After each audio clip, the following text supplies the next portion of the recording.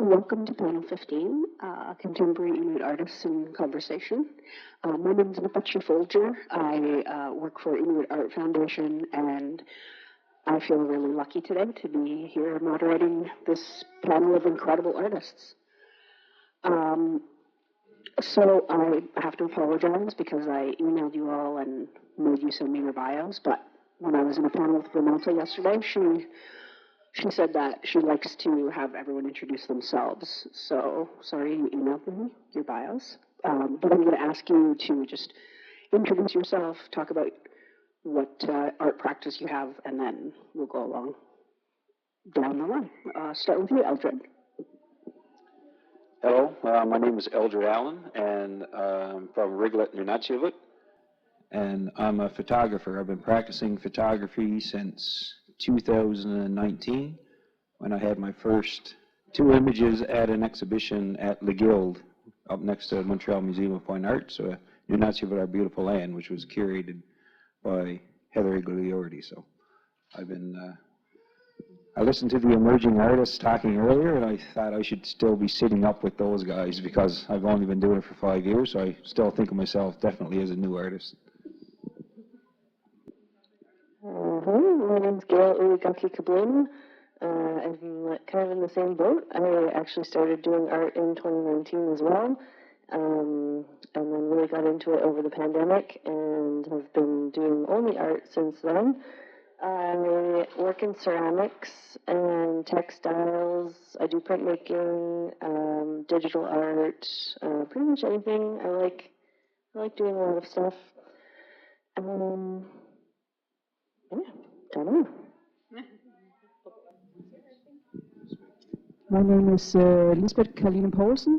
I'm an artist from Nuuk, Greenland.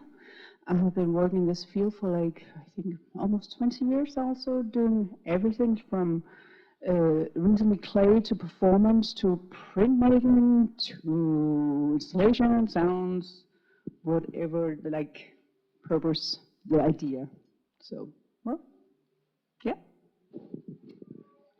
Good morning. I'm Mike Massie, from Happy Valley Goose Bay originally, living on the west coast of Newfoundland right now. I think I started about, well, it was like 92, 93, when I took part of a carving workshop that took place in Maine. I don't see Matusi here, but he was my instructor at the time. And it was from that workshop that my recognition started. They included an image of an ulu bowl in the Inuit Art Quarterly, and kind of rocked the boat. So it just skyrocketed from there. And now I'm with the gallery at Pat Feely Fine Arts, and quite happy with them. Good morning, everyone.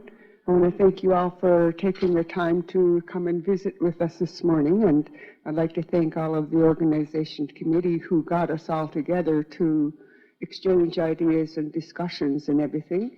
My name is Shirley Moorhouse. I'm from Happy Valley Goose Bay, Labrador, Nunatsiavut. I'm Labrador part, but in Nunatsiavut recognized. I started in 1995 is when I went to a Heritage Crafts course that was 2 years long that taught not all of the, but a lot of the dyeing arts that was dying out in Labrador, like grasswork, embroidery, beadwork, slipper making, and then our second year we branched out into what we wanted to do. And so in my second year in 1996, it was through the Friendship Center.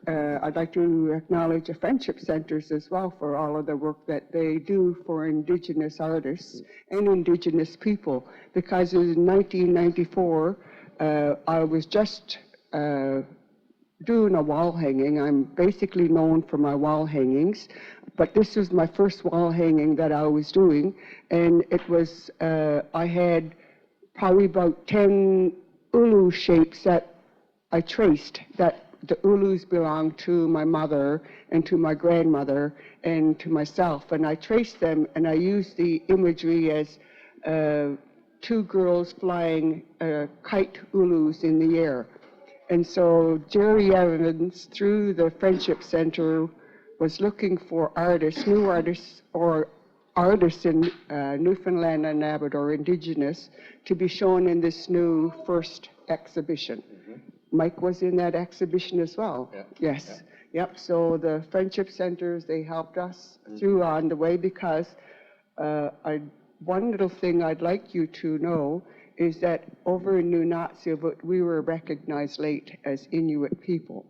So as Inuit people, we did not have the access to any of the resources that our fellow cousins up in the north had. You know, the Inuit up north, they had access to the cooperatives, which helped them greatly. You know, they had access to federal government systems. But down in Labrador, as it was known at the time, Nunatsiavut, where the Nunatsiavut live now, in the land claims area, we were not recognized federally nor provincially, so we were lost as people. So it was a great hardship for us to come to this apex now. It's still the climb, we're still on the climb, but it was through grassroots levels that got us through here, you know, grassroots level who got us through here. You know, we don't get up here on our own accord, you know, like, and especially when I just wanted to say that I'm so extremely pleased to see the amount of inspiration that you get here, but I'm so pleased, like yesterday in the Emerging Artists, the Flowers Sisters, you know, they're helping to revitalize their language and their culture. So that's I just wanted to say good morning, and it went off on a tangent. I need some coffee. Hello, my name is Couzyn. I'm originally from Inuit and currently living in Bowmanville, Ontario. I work mostly in sculpture. It's a huge range of materials and processes, like most recently glass, but it's a lot of metal and wood and ceramics and textiles and kind of anything I can get my hands on to learn. I've been trying to think of when I started my professional practice, because I'm hearing dates and I have no idea the dates. I feel like I've made art for a long time, but if I had to pick a point where I started my professional practice, I think that would have been at Inuit Blanche in St. John's. And I can't remember the dates there either, but you know, I think that was a good starting point, I think, for my career. I've met a lot of people there, and I've received a lot of support since, so I think that's, if I had to pick a spot, then that would be the starting point, I think. Thanks. Kanapak ululatak vanga Erin gaklamati Gingrich vanga korakandane suli inbak. I live and work in Denarina, Islanda, in Anchorage and Coho, Alaska. I am Erin Gaklamati Gingrich. I'm a carver and interdisciplinary artist. I carve wood and make masks and sculptural forms, and then the interdisciplinary work includes painting, beadwork, design, photography, and film. So I do a lot of different things. I've been working professionally as an artist since I got my Bachelor of Fine Arts degree in 2014 from the University of Alaska Fairbanks in Native Art. And I just graduated with my Master's of Fine Arts degree from the Institute of American Indian Arts and Studio Arts this past May. So I've been working professionally, for 10 years about as an artist in and around Alaska and the North primarily. And I'm so grateful to be here. Karline.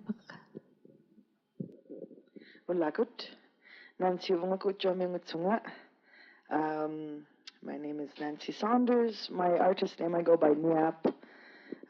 It's not my Inuk name. Everybody thinks it's my Inuk name. It's not. It was a name that I felt more connected to. That's what my brothers call me, so Niap is how I sign.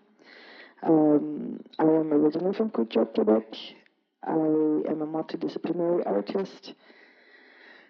I've been working also for the past 10 years as a professional artist. I mean, unless you consider some of your homework. I'm a professional artist, but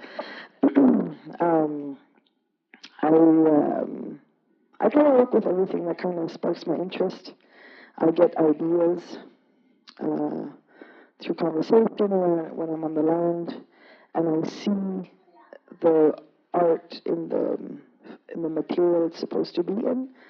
Sometimes it's carving, sometimes it's drawing, textiles, water paint, performance, theater, song, whatever I feel kind of pulls me. And I actually came to school here in Concordia, but I quit because my teacher came and grabbed my brush and started painting on my canvas, and I said, "Thank you, bye," and so I left. So I'm kind of self-taught, and I'm very fortunate to be here, and thank you all for being here. Dema. Thank you, everybody. So this is not as structured a panel as some of the other ones, because it's going to be just you in conversation, but I can start you off with some questions that I had. So what I wanted to say is, contemporary Inuit art has very much moved away from themes that are dictated by non-Inuit consumers. Traditional hunting prints and polar bear sculptures. And while many of those themes are still popular among northern and southern audiences and artists, what I had noticed when I was looking at all of your art in preparation for this is I see all of your work with themes that are grounded in our Inuit heritage while also incorporating new technology, media, materials, and elements of modern Inuit life. What inspires the work that you do in that capacity?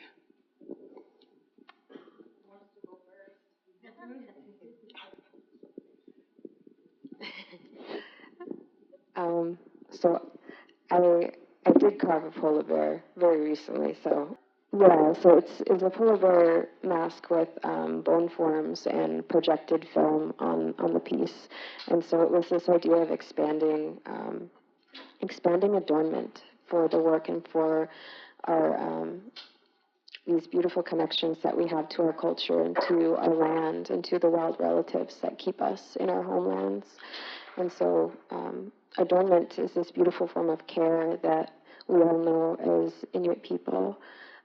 When someone makes you a parki or a tigi, it's this beautiful form of love, right? And being adorned by our tattoos, it's this beautiful translation that our ancestors designed, and we get to keep that.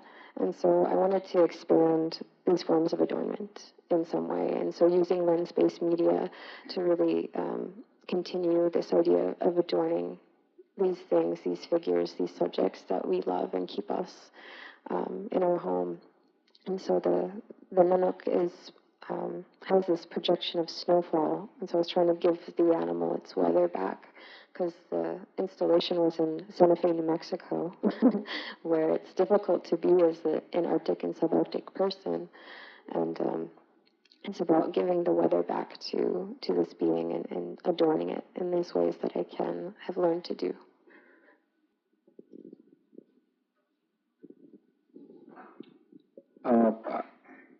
When I finished studying fine arts at the Nova Scotia College of Art and Design, I moved back home, and the Inuit Art Foundation set up a couple of workshops in Marine Labrador. Excuse me. And so I took part of those. And after the first workshop, the quarterly, the foundation in the quarterly put together a few pages of who all the artists that were involved in the workshops, and they included photographs of some of our works. And as I mentioned a while ago, the Ulu Bowl, which is made of sterling silver and wood, was included as just a small photograph in the quarterly, and it stirred up quite a bit of conversation. It didn't go over well because at the time, what was considered Inuit art was printmaking, tapestry, and stone carving, and that was the only three that was considered. Anything outside one of those three, it wasn't looked at as being Inuit art. And that didn't go over quite well with me. I studied art in southern schools. I used images from up north. I was questioned about it, and I at once had to pull out my card to say, look, I'm okay. You know, you don't have to tell me about what I can and can't do. So when I finished and that quarterly came out, for about 3 years I traveled between Ottawa and Toronto and with conferences and symposiums, and I pushed the idea that even with the name, like just taking the Inuit Art Quarterly, for example, which I am part of today, Inuit Art Quarterly. Okay, for me, art is art. It doesn't matter what you make. If it's made by Inuit, it's Inuit art. It could be out of wood, it could be out of paper, it could be out of metal, it doesn't make a difference. But for so many years, it wasn't looked at that way. So through those 3 years, I ended up bumping shoulders, stepping on toes, having a great laugh, because people weren't, you know, taking me that serious. But then it did become serious. And now I'm looking around and I see so many young people that are, you know, just making what they want to make. And I believe that's what art's all about. It's art. When we make something, it's a part of us. And it doesn't matter what you make it out of. And that's all I wanted to say to everybody that was out there. So it was teapots also, that my silver teapots, that gave me my recognition. And it just went from there. I worked with a gallery in New York for 7 years, almost 7 years. Another gallery in Vancouver for almost 21 years. And now, thankfully, I'm with the Feely Fine Arts in Toronto.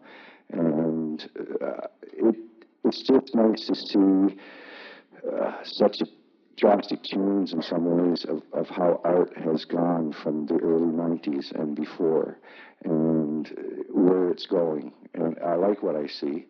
People are expressing themselves the way they should be allowed to express themselves through their work. And I'm just quite happy that I was part of it. And hopefully it'll continue flourishing, which I know it will. I don't have to say hopefully. But yeah, that's about it, I think. I think so. I love that you say that, because as a artist, because I've always been very creative in my own right, I was always the one who would draw things and keep it secret or destroy it, because I was kind of like, that's too different, it's too odd, and people won't like this or whatever. So I was very private with my work growing up, but I remained very expressive in my own right, like being extra with the gift wrapping and extra with, fancy kind of thing. But then I questioned, what is Inuk art? Like, can I portray like butterflies? What is Inuk art, and how can I mix media? Do I have to stay in one lane, and can I express myself? And when I finally said, whatever, I'm just gonna go for it, and I jumped, and that's when there was a lot more like confidence in myself and my work, and I started not feeling like I had to defend it, because I did go to, like I said, I came to university here, and there's a lot of people who said, oh, that's so cliche, or throat singing is so cliche, and I just said, whatever. These are the ideas that come to me. I have no control. I have to create them, and that's it. And whatever it may be, it is. And so, yeah, I love that you say that. It's beautiful to see all of the ideas that come out. And Inuk art is art that is done by Inuk. Uh-huh. I was just thinking, I came up, through art school, and there's a lot of art history that you learn, of course, but, when I was looking at Inuit art history, it all felt very recent. It was kind of a condensed recent thing, and so, I'm hearing a bit of, everybody seems to be kind of questioning what, Inuit art history looks like, and I think one of the things that I was really interested in is, what, and especially because there's so many artists who are Inuit, like such a big portion of the Inuit population are artists. And so I wanted to kind of I was thinking about what our artwork looked like before it was kind of a market of Inuit art. And I also love all of the Inuit art produced for market. It's incredible work. But I was interested in what we were doing before, and a lot of it was, you know, all of the tools we used. And so you'll see in my practice, most of my practice is exploring those tools, those hunting and fishing implements, because those were kind of our means of artistic expression. Like, we put our energy into the tools that we used and the clothing that we wore. So in hearing you talk about adornment, that feels very in line with, you know, what our history of art making is, you know, and not just the kind of very recent history, but the, you know, everything before that. You know, there's thousands of years of history, right? And we were making art that whole time, but it was kind of, you know, we're also nomadic, and so we're carrying with us our artwork. So it's not, we're not making these big sculptures, you know, so, and I say that as somebody who makes big sculptures. But, you know, in my own practice, I was looking for what our history is and what kind of things have been important to us, like, for a really long time. And so, anyway, that's kind of where I came to it. And that's kind of what informs my work, but it's nice to hear kind of people in a similar kind of mindset, looking at the same kinds of things, you know, through their own kind of unique perspectives. But that's it. I think I have to claim ignorance a little bit, because up until 2019, when I started photography, I had not a creative bone in my body. I had no preconceptions on what Inuit art was, what people expected it to be, because I didn't know art. I didn't, you know, I seen, of course, like everybody else, when you live in your communities, you see your friends and they're sowing grass and all of these kinds of things, but I never considered myself an artistic person, so I didn't put all that together. So photography found me in 2018, and it wasn't something I sought out. I didn't have, like, I was looking for a creative outlet. I bought a camera for my business, Bird's Eye Inc., which offers drone services, and I bought a camera to supplement my drone photography, the handheld photography. And I found that,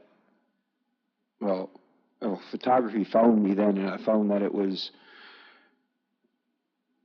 I enjoyed taking images and sharing them with people. And what I found photography gave me was, probably like everybody, like, for people who live in the north, beautiful landscapes, amazing wildlife, great culture, wonderful people, but you kind of live on autopilot, and it's like anybody anywhere. You can go to the store and there could be a whale out in the water feeding, but you don't really see it anymore, because it's your landscape, it's where you live. Like, for people who live here in Montreal, I'm sure you walk from your house 10 streets over and you don't even remember the buildings you passed, because you don't see it anymore. It's just, you're on autopilot. And photography gave me a focus, because when you look through the lens of your camera, you have to pick out these small things, and you have to see them, and you're trying to compose them in a nice way. And I found that that's what it gave me. It made me look at my landscape. It made me look at the culture. It made me look at people, the wildlife. And that's what I try to do now through my art, is present those everyday scenes and activities to not only the wider world, but to also people that live there, who might be living on that autopilot and not seeing the amazing things that are around them. So I like to share that and try to get that view that I have, and just have other people appreciate, you know, where they're from and the amazing things that they can see. So I didn't, you know, start out with any idea that I wanted to, you know, do this and I want to say this. It's just something that kind of naturally occurred. And I think an interesting thing is I incorporate drone photography as well, which is, you know, as Inuit people, you're adaptive. You're always, and I've learned and seen it now, Inuit always find new ways to incorporate new things into their artwork and ways of making new things, and using that drone and giving a perspective on everyday scenes and everyday life and just seeing it in a new and interesting way, I thought was, quite special, and I enjoy sharing those images because it's not only that I share it and someone from outside who appreciates art is like, oh, that's an amazing image, that's beautiful. It's when I show my wife or I show, my neighbor and they see my picture, they're, wow, because, they're seeing it in a new way for the first time as well from that perspective. So I think it's just, it's great to be able to share that, and I lost my train of thought, so I'll stop there.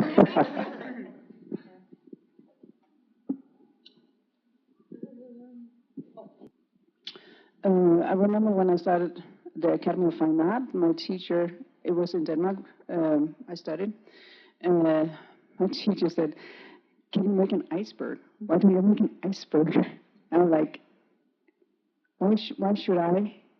Because I come from Greenland, make an iceberg.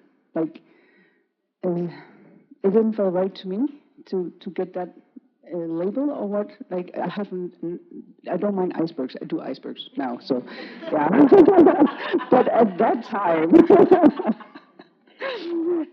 so I made a chainsaw instead. Yes, and made it pink.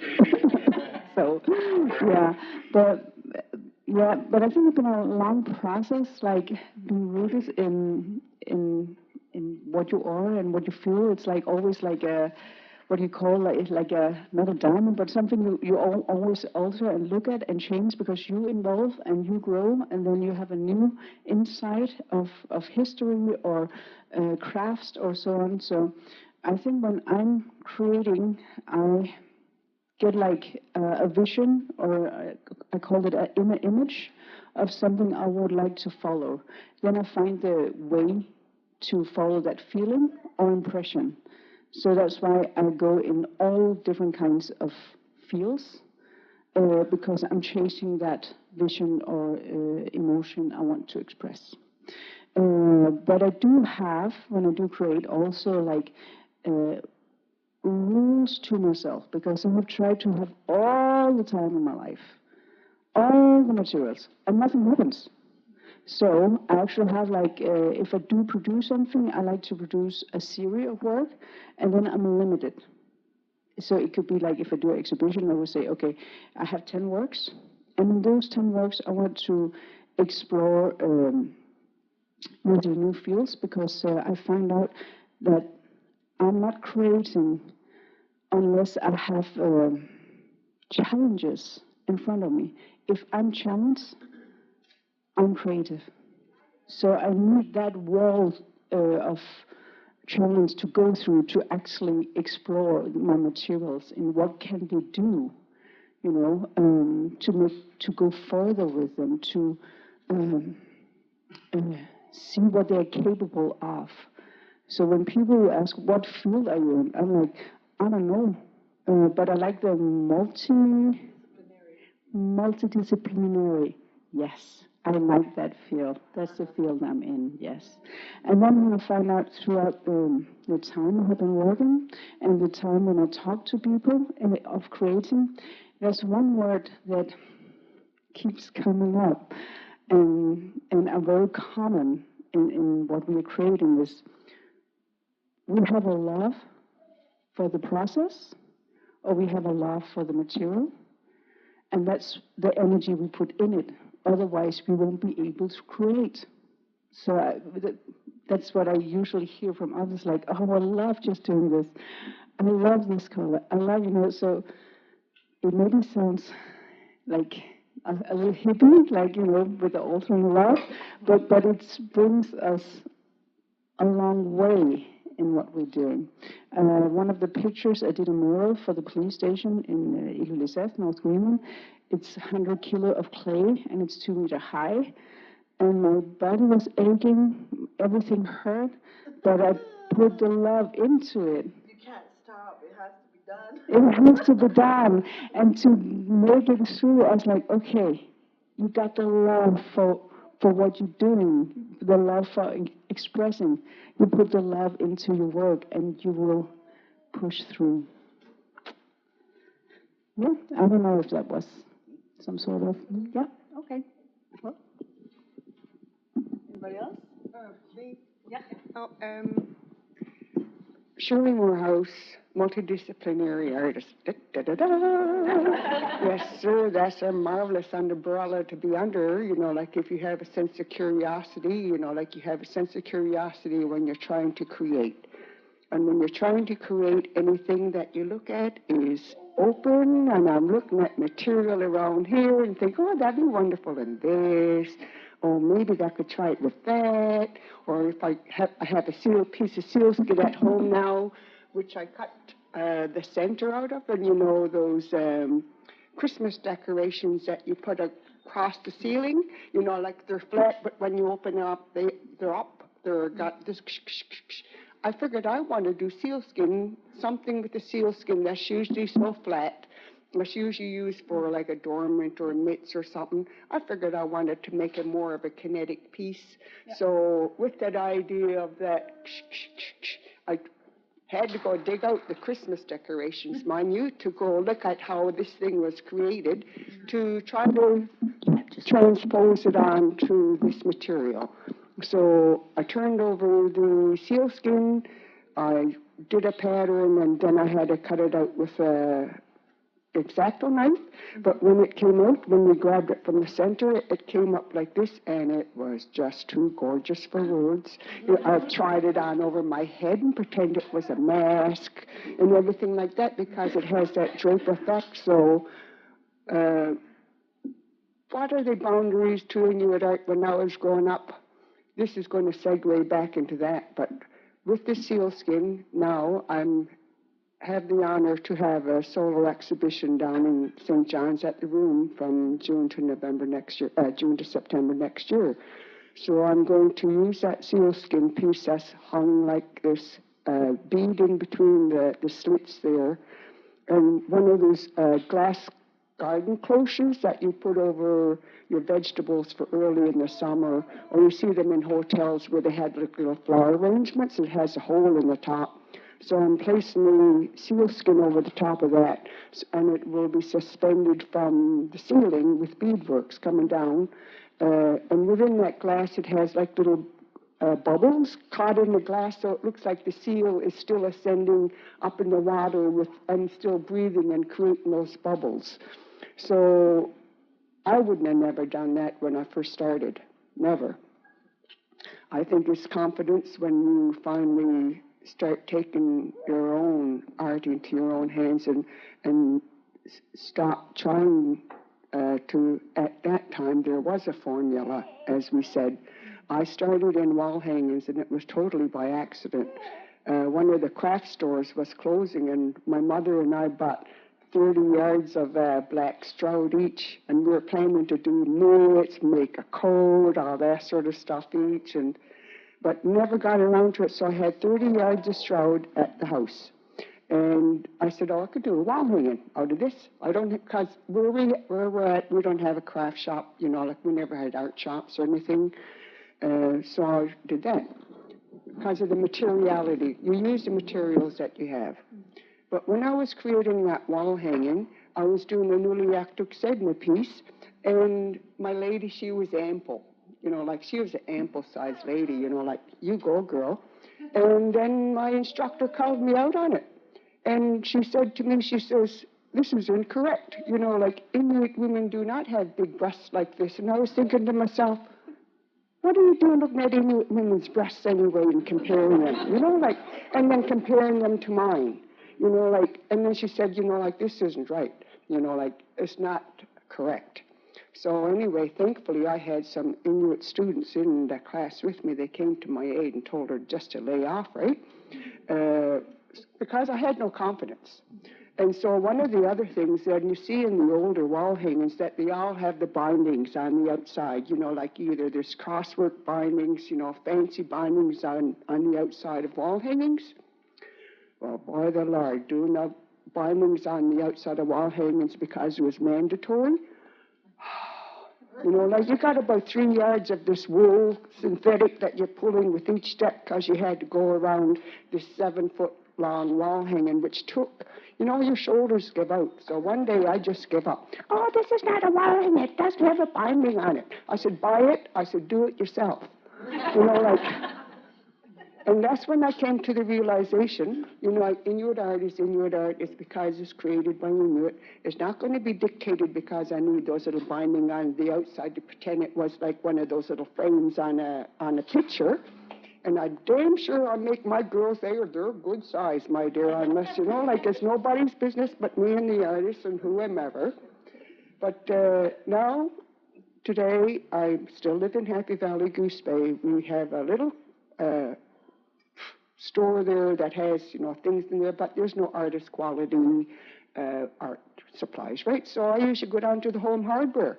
That's my place of choice lately. If you look at some of my most recent wall hangings, they're made out of fly screen that you put on your windows to keep the flies out. And I thought, what could be more northern than that?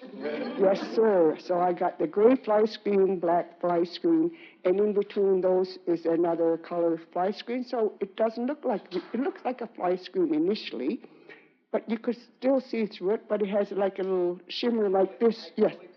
Yep, and then it has themes inside that relates to me, you know, like that's important to me, the ocean, you know, like the birds or the whales or things like that. But I try to portray them in a way that, you know, like it's not the cup of tea of everyone, but I say everybody doesn't drink tea. You know, like, so nowadays, as a multidisciplinary artist, I am now, I incorporate word or handwritten word into my script or my paintings or whatever, you know, so I think art is just started, and I think that we're all doing well and fine at it. Mm-hmm. Yes. Yeah, thank you. Yes.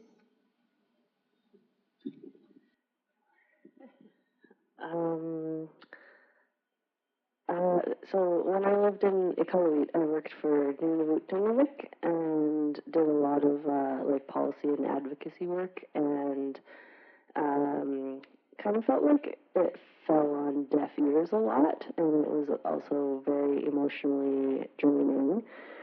And when I decided I really wanted to go for what I wanted and be an artist, I had to be very intentional with what I was going to do as an artist. And early on, I was offered like pretty big opportunities. I did art for the first Truth and Reconciliation Day stamp. I did the Google Doodle last year. Thanks.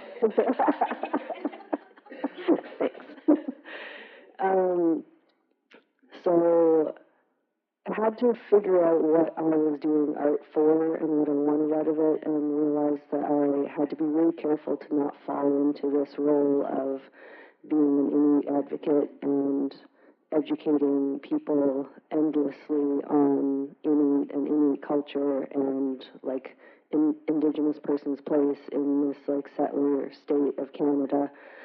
And so when I was thinking about what I wanted to do for the artwork on the Truth and Reconciliation Day stamp, I realized that I didn't want it to have anything to do with like Canada, and my version of Truth and Reconciliation was just Inuit continuing to do Inuit things in, you know, our own land, and, you know, everybody else can listen or not. It's not my business.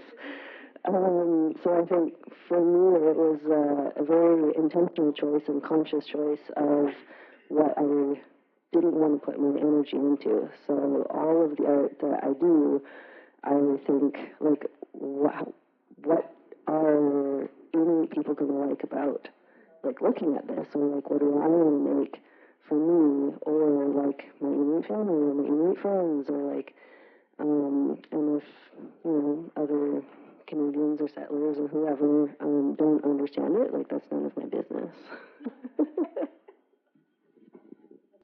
Yeah, okay. Oh, sorry. So I'm what you can call mixed. I have a Danish father and Grenadian mother. Because you said the word advocating, and I have always advocating for Greenland when traveled, and because I look Greenlandic. So knowing everything from Greenlandic politics to history to everything, always advocating for being Greenlandic. But nobody ever asked me about my Danish side. Because I don't look Danish, but I actually don't speak fluently Greenlandic. So it had been such a biasing also sometimes. When you also have to be an artist, but you also have to be advocating for being a Greenlandic person. And then I started questioning my Danish side because my father passed away a couple of years ago, and then I felt like my Danish side was passing. And then I started questioning how much Greenlandic am I? Am I Greenlandic enough to actually do Greenlandic art? Because it's such a sensitive area of my story. I have actually sometimes questions if I'm Greenlandic enough to call me Greenlandic artist. But that's what I say. It's something we look at and have to turn around and look at again and again and again. Like when I said when I lost my father, I have to look at it all over again. So instead of I was half Greenlandic, half Danish, I found out I was double. I actually have superpowers, being double.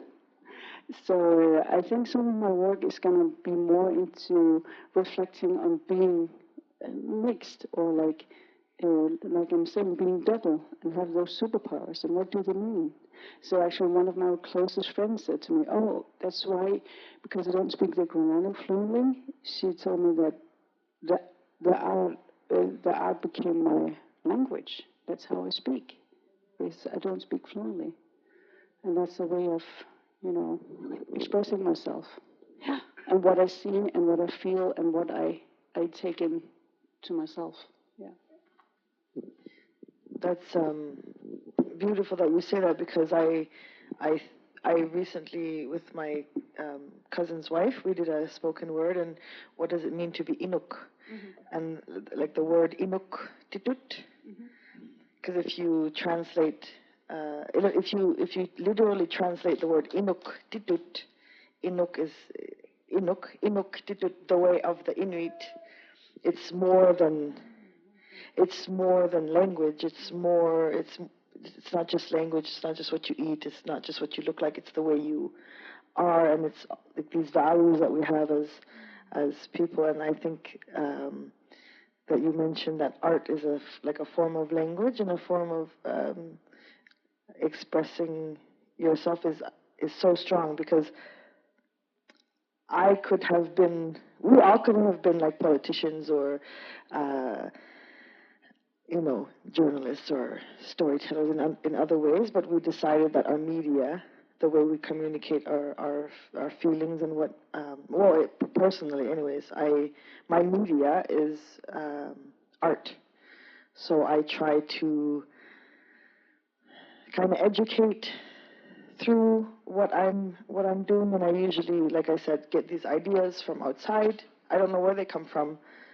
Through conversation, walking on the land, or being anywhere in inspiring places such as this, I'm filled with ideas, and then usually the meaning comes out after. So as like artists, our media, what we want, the message that we want to share is, I think that's so interesting. Thank you for that, reminding. Thank you, you too. Mm-hmm. Well, this is a great conversation. I just want you all to just keep talking. So sort of, some of you have touched on it a little bit, and just going off of what Niap was saying,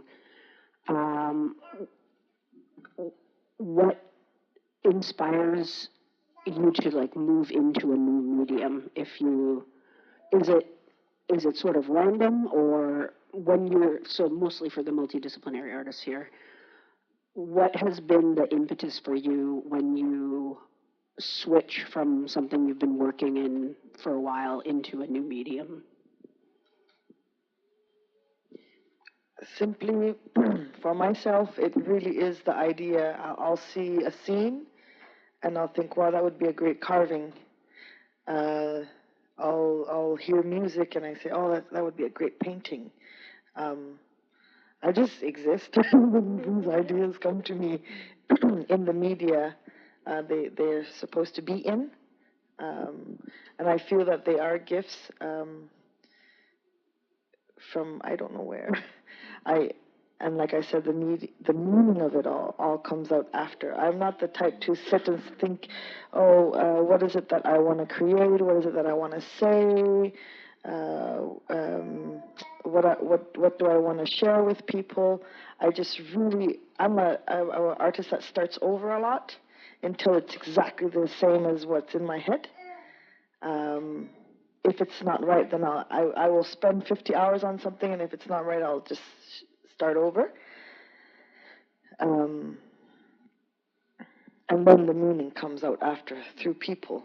People see my work, and then they respond to it, they react to it, and I say, oh yeah, that is probably why I needed to come out, or I'll I'll like shock myself after, like, wow, that's so good. That's so deep. But I think it's just needing to keep busy your hands, and like you were saying, love for material, and you're like, oh wow, that's so pretty. Wow, what can I do with that? Like I recently learned how to do tufting yesterday with caribou. I mean, like just ideas were like sparking when she was showing me how to do it. And I was like, oh, that's so fun. And just a bunch of ideas like come, and then I think it's just curiosity and staying open, and for myself anyways. You can't be afraid. Sorry, I'm so sorry. You can't. If I was to tell like other artists who are here, like don't limit yourself. I don't know how to do tufting. Who cares? Nobody. If you have this inspiration, if you have this feeling and you kind of want to follow it, you kind of have to go and lose this fear of being wrong or doing it the wrong way. Like happy, beautiful mistakes happen, and you just kind of go with it, and it usually all works out. Yeah. I consider myself an interdisciplinary artist, whatever that means exactly, and a carver.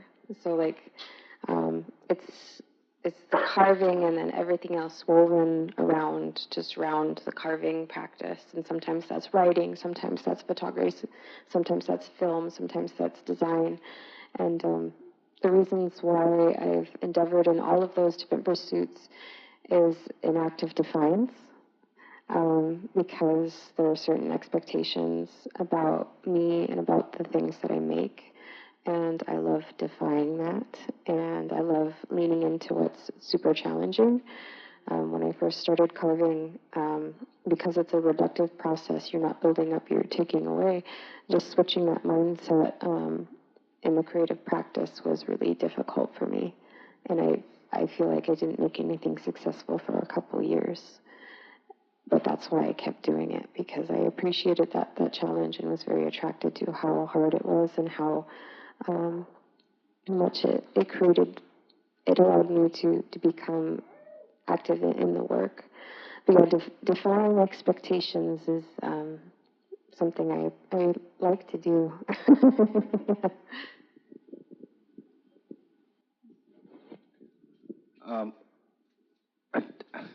Changing mediums is kind of like in art school for me.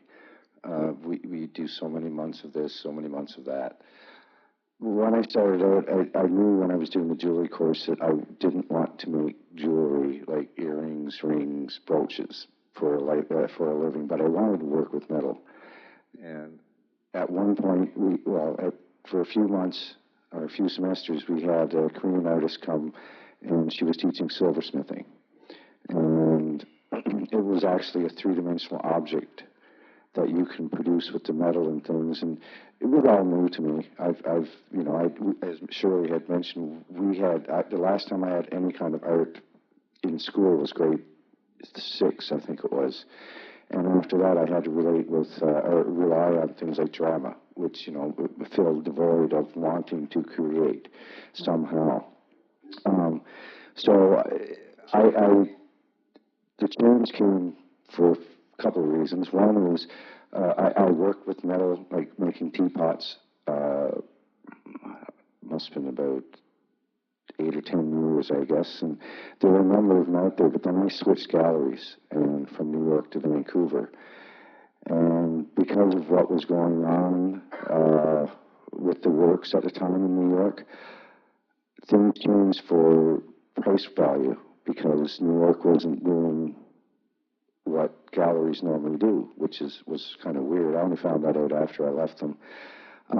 So for a couple of years, when I started with the Spirit Wrestler in Vancouver, I continued making teapots, but they weren't selling, and I was starting to get kind of freaked out. Like, oh shit, what am I going to do? Like, I'm like, he's buying them and stuff, and I still want to make them. So I called him up and I said, I'm noticing nothing is selling, and I said, that's not a good idea here.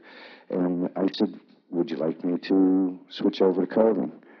And he didn't realize I did, and I told him about the program that I took in Northern Labrador. And for a number of years, then I just continued working in stone because the stone is much cheaper than metal. And at the time, the metal was starting to go up in price. And so I switched then from metal to stone. And it was, like you had mentioned, it's, you're with metal, you're building up, with stone, you're taking away. And you can also build up with other materials to it, but that's the process for metal and stone. And so I had to look at a different perspective. So I'm not looking like at a flat sheet of silver to build a hollow teapot. I'm looking at a three-dimensional piece of stone, and I have to figure out what am I going to make from it. And so just last year or the year before, when I finished my second chess set, I had to stop. I had no other choice but to stop working in metal and stone because it was physically taking a toll on my arms and hands. So I took a chance and decided to try doing what I thought I was going to be when I left Nova Scotia College of Art and Design, and that was a painter printmaker and drawing. And it's much more relaxing, like it's not as physical as stone and metal, but it's just as challenging in the mind because for me, I never make the same thing twice. Like, people have asked me, I had a few people ask, like, can you make me that teapot? I said, no, I don't, I won't, never. I don't make the same, I'll never make the same teapot twice. I'll never make the same carving twice. The difference with drawing and printmaking is you can put it into reproduction. I always like to keep my reproductions low. It depends on how things go. But it's just that the medium is always a challenge because no matter what, you have to try and think of something that I like is first what it is before I put it out there. And, with the expectation on my side that other people will like. And coming from a mother who had, she was quite the same. If she worked on something for a week and she didn't like it, she either took it apart or she just threw it aside kind of thing and started something else. I'm very particular too when I'm working. I have to refine it to the point where it looks nice and clean or that kind of thing. So, and I use materials that I find either is in contrast with each other, like serpentine and brass work really nice as a contrast. And so that's how I start just adding different materials, different mediums into one particular piece. But changing is always good, no matter what. Like, if you haven't tried it ever before and you'd love to try it, because you never know what's going to come from it. And plus, not only that, you can also, if you were working in something previous and you're trying something new, that new material and new medium could be mixed with what you've been doing before. So it's all about just letting your mind open up to everything and anything when it comes to materials, ideas. And I don't normally listen to people when they tell me, I had one lady years ago, she wanted me to eat a teapot. Thank you. She wanted me to make a teapot that I had already made, and I said no. And I said, I can make you one something close. So for a month and a half, I was, and this is when it was faxing, not,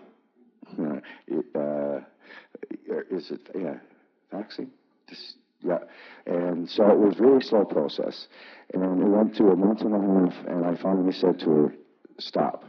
Okay, here's the design. You like it or not. If you don't like it, then fine, I won't make it. But if you do like it, I will. So she said, with reluctance, she said, okay, I'll go with that one.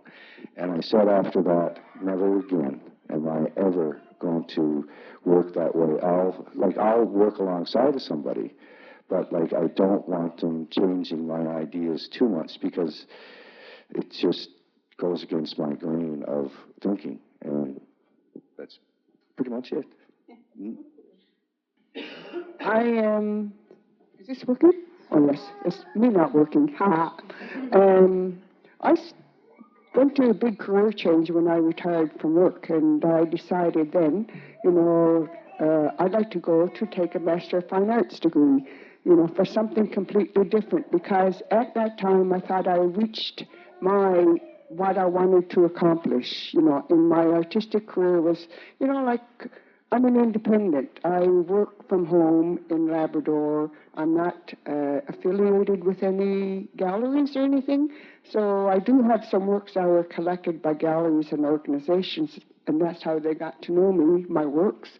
But I'm never out in the public, really. And so when I was 65, I thought to myself, I had an exhibition I was in. I thought, oh, hooray, hooray, that was my top point. And then within that span of months, the Inuit Art Foundation, with this Hamayuk over there in Winnipeg, my work was featured on the front cover of the magazine, and I thought, holy Lord, Lupton, that wasn't even in my recipe, it was like, Choo!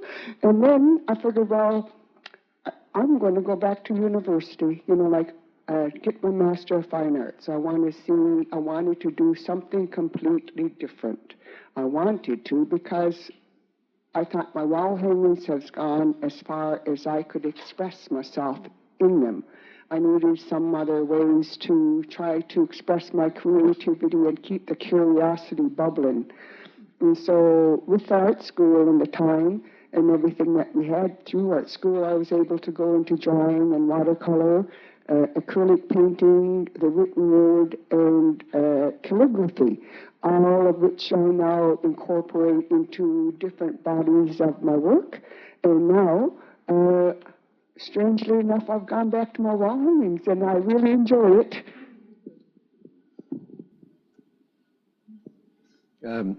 I jump around a lot in materials. I find that it almost, it's not all the time, but a large chunk of the time, new work comes out of wanting to explore a new material. So I'll see a process or I'll see just a material and I'll have questions about, okay, how does this work? Like, how do you work in this material?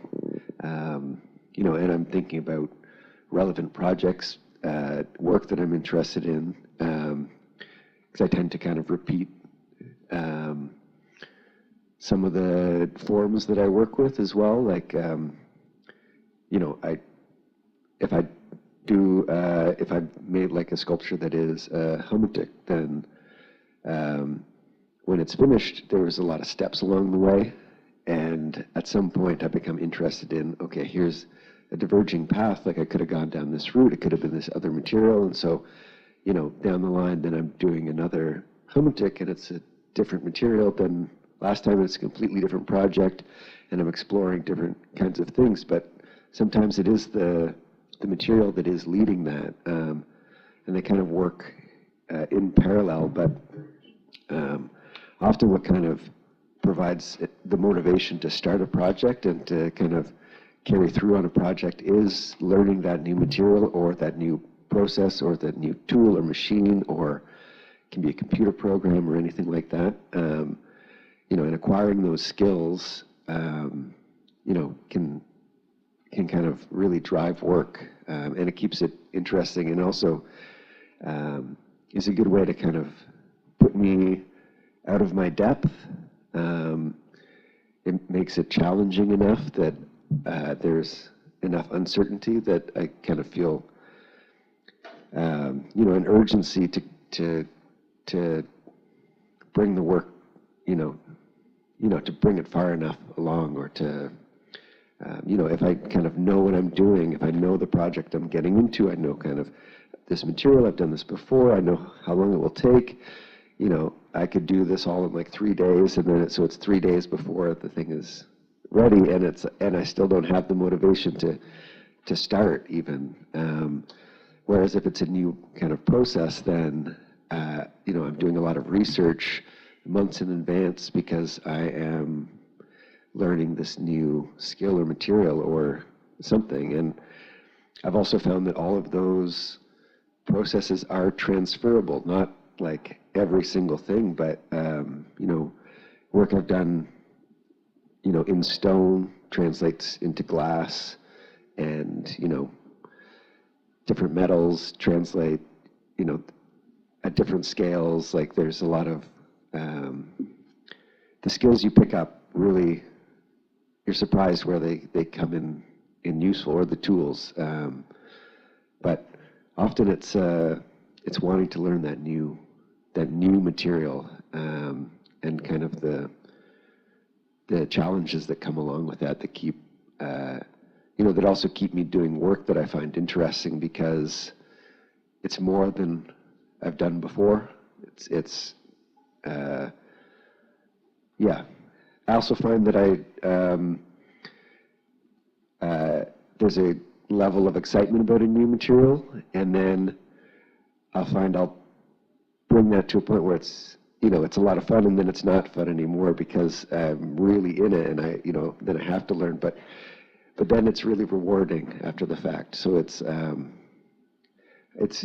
maybe a little bit complicated. There's like a big emotional connection with the materials, and there's also like, it drives the work, but then it's really challenging, and that, is really rewarding, but it's really frustrating sometimes. And, a few people have already talked about, the toll it takes on your body, like some of it's very physical. And I'm really thinking about, I just polished a lot of glass recently, and so I feel like I need a new arm. Like it's still, it's still, I feel that work in my body still. And it was recently completed, but that's still kind of an everyday thing. I feel the soreness of having recently completed a large work, but it's rewarding as well. And I'll stop there before I keep going on and on and on. But thanks.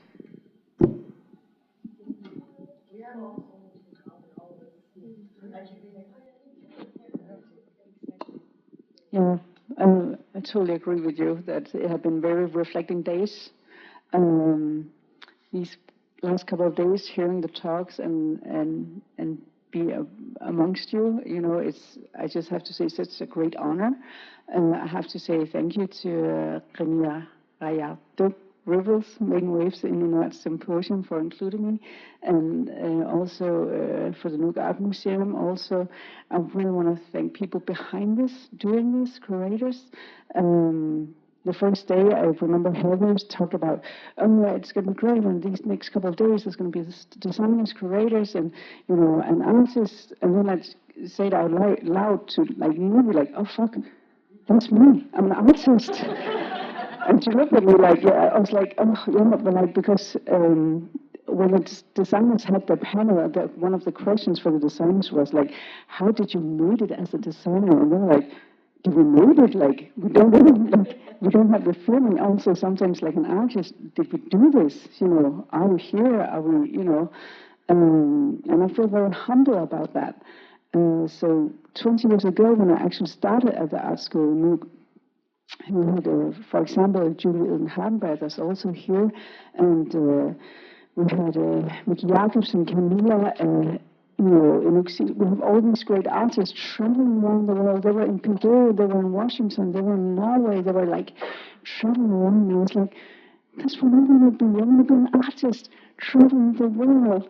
So for me, being here at this is such a huge milestone for my career.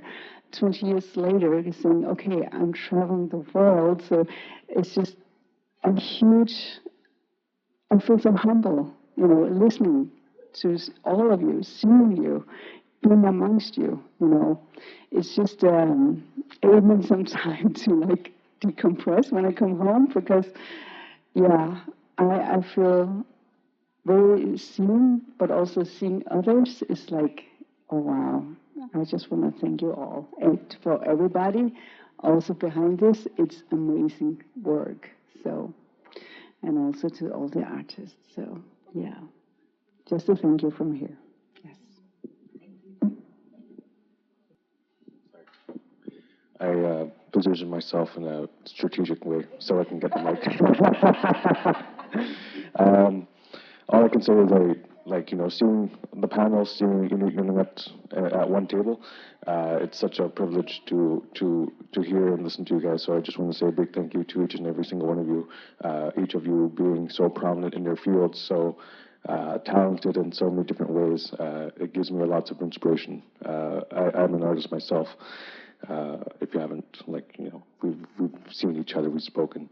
If anything, it's not more of a question, but a bit more of a statement concerning the trends of the world and the trajectory that I see where we're going. And in essence, what I'm trying to say is, are we going to stand idly by as we what I like internally and also feeling outside is we seem to be going into turmoil. And I know I'm talking about these heavy subjects, but despite this week, it's been such a uplifting and such a enlightening week. So, but anyways, I'll move on with what I wanted to say is, in terms of you guys noticed that you were in a sort of environment that you felt like you needed to break out from.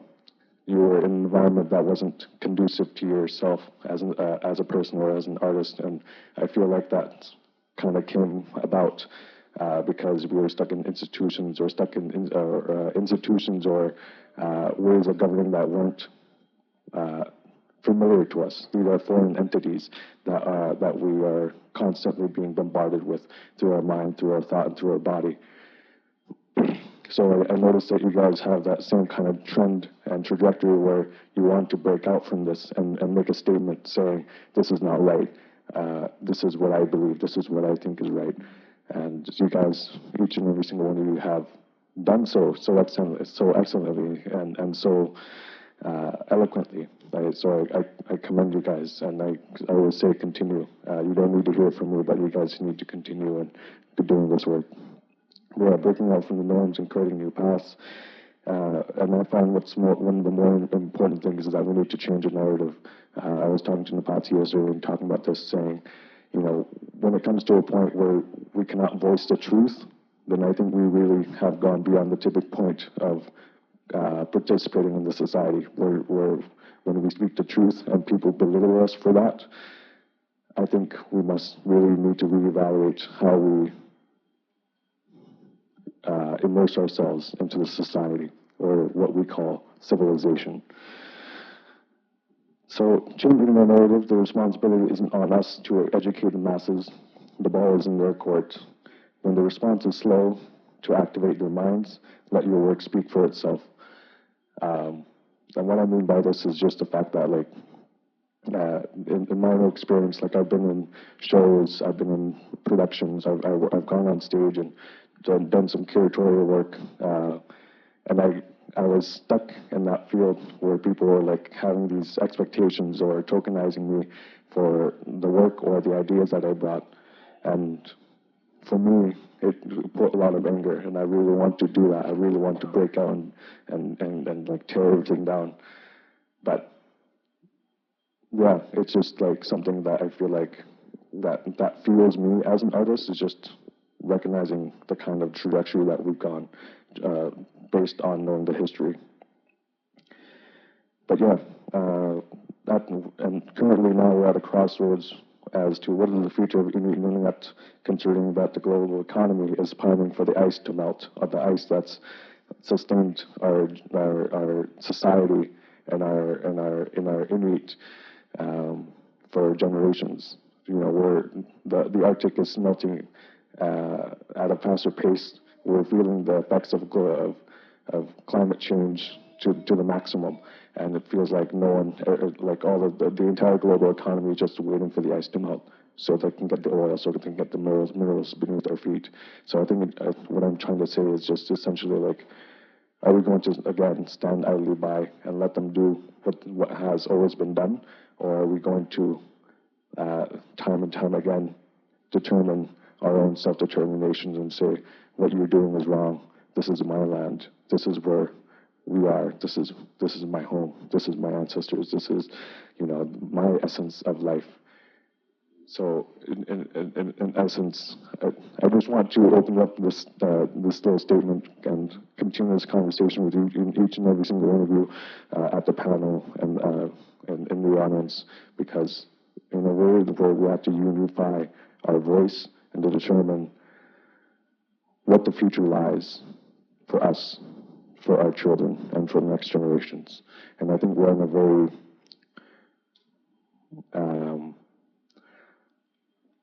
I think for me, the stars are aligning in such a way that we are continuing on that path. It's just a matter of bringing it all together. Anyways, I know we're beyond time. Can I say something? Thank you so much for that. Thank you so much for that. You were very, very eloquently said, very passionate, and I think you're going to be very, very loud in your career, and I'm very excited to see where you're going to be going and what you're going to have to say. So nakami poyalo for that.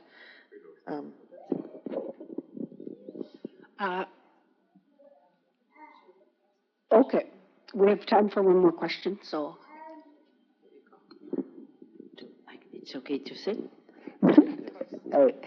Anyway, laluvunga, kang sumunod navmik. Inuduin matigo apersulit sa hakonga, mesut si akalo at si inuduin na si lakjone suta overgut. I have a question as a Inuit across the nation. I have a question. Let me know is there any disabled artists in the world? I would like to join. You're starting to know that I'm one of the artists too, in many ways. I had given my stuff while I was, because I lost my vision very young age. And after I lost my vision, I used to do something with my hands. I used to give away a few things, and then now I'm thinking back. So that's why I have a question. I can talk long too. Thank you.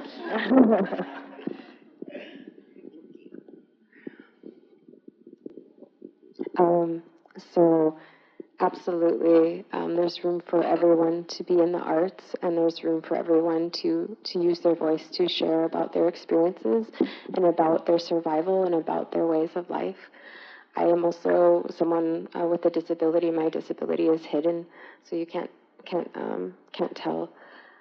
But there's room for everyone to make things and make the world beautiful and share their voice through creation. Absolutely.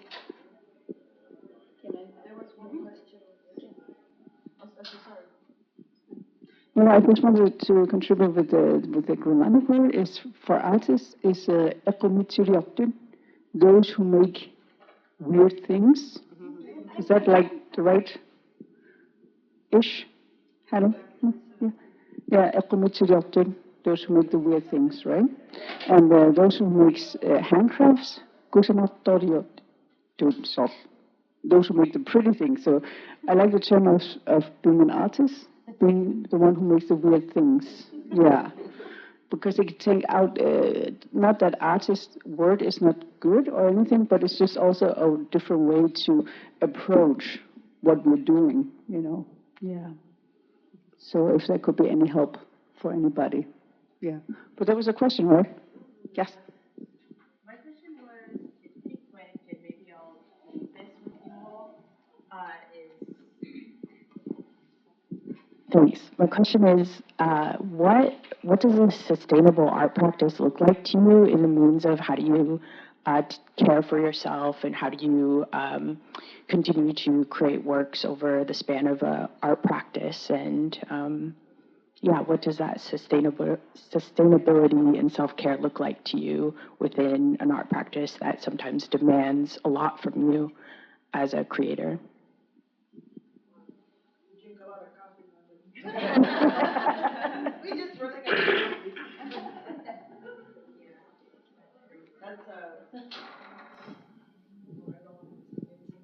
I think that's, I don't want to speak for anybody else, but I think that's might be a question that we all ask ourselves pretty regularly. I was kind of looking around to see if anybody had the answers for me. A sustainable art practice, especially, concerning yourself, caring for yourself is extremely difficult. There's a lot of, you put a lot of yourself into the work. There are a lot of people asking things of you. You have extreme expectations of yourself, and making art is something where sometimes it works beautifully, and then sometimes it's you put everything into it and nothing's working. So I don't know that I have an answer, but I am working on it myself, and I think giving yourself some grace is really important.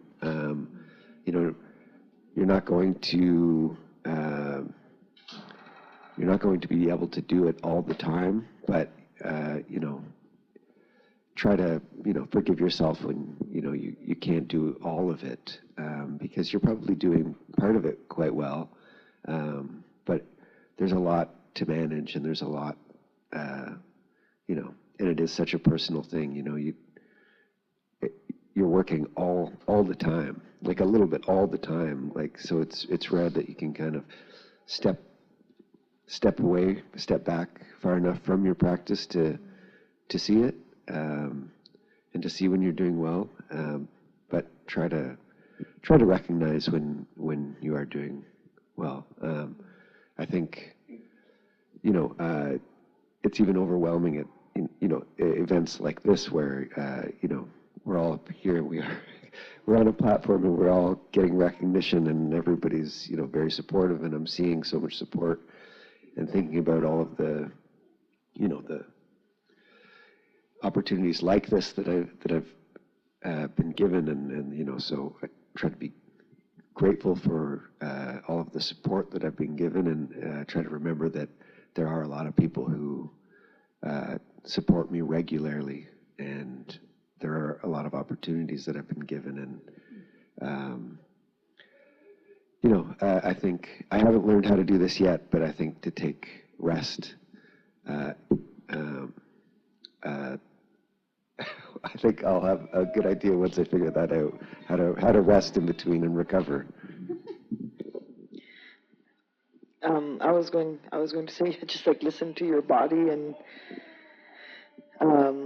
accept that you're like not a robot, and you can't just keep doing the same thing all the time, and you have to like listen to your body. But I myself, I tend to like give big boosts of work until I forget to eat and forget all this. But since I have a baby now, she's 1, I found that I had to learn to like accept that I can't work like 12 hours a day. It's, for me, a struggle to kind of balance wanting to work when you, working when you want to work, and having to accept that you can't. I do a lot of murals, and after all of it, I tend to get carpal tunnel, or like I can't bend my arm this way or that way after, and sciatic nerve. It's just, I don't know if we know. I don't know when to stop, because I just so much get in there. But it's something that, like, the older I'm getting, the more I have to listen to my body. Very much take your time to listen to your body and to try to do other things maybe. If you find that you're kind of going too much into like physical work, maybe sit back and do, meditative work or reading or writing. And if it's taking a toll on mental health that you need to work physically, then you go back to working physically. So it's finding a balance. That's what I kind of do. I teeter in between that. Well, I just wanted to add with the sustainability is also pricing your work. So actually can afford to have some, what I call downtime, because I actually think you're not like, if you go from one project to another, there's usually a gap or something. So pricing your work also means that you actually have the time and value to kind of have a downtime to settle and before you're ready for a next project. So that means what you actually produce is not only by hours, but actually by a value, if that gives some sense. You do have to take breaks in between. Yes. In between projects, otherwise it's not. Yeah. Burn out. You burn out. Yeah, exactly. So that's one way of sustainability. And you were saying another word? Self-care. Self-care, yes. Yeah. Thank you so much, everybody. This has been an incredible conversation, and I just want to give a big, huge round of applause for all of the panelists today. Thank you.